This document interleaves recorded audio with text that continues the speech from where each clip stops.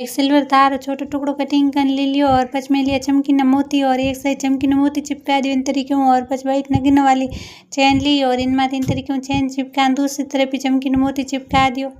और इन निचली साइड एक वाइट मोती लटकन वास्ते लगा दियो और वाइट मोती वाली चैन ली और इन एक साइड वाइट मोती वाली चैन चिपका दी इन तरीके और छोटी सी नथ बना दी और एक कार्डबोर्ड लियो और कार्डबोर्ड में वाइट नगीना और 4-5 कौड़ी चिपका दी और इन तरीके कटिंग कर लियो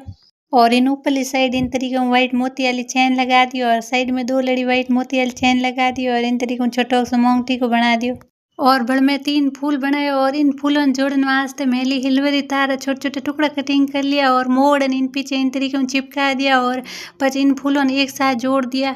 और व्हाइट मोती वाली चैन ली और इन दोनों तरफ व्हाइट मोती वाली चैन लगा दी इन तरीके और बहुत बढ़िया हार बन गयो और पच 2 फूल बनाए और कोना वास्ते इयरिंग्स बना दी और इन तरीके में बहुत बढ़िया हार सेट बन गयो और हिमांशी पेरान देख तो बहुत बढ़िया लागो लेकिन थन केड़ो लागो कमेंट कर जरूर बताइजो और वीडियो आपको लाग वीडियो लाइक कर दीजिए वीडियो शेयर कर दियो।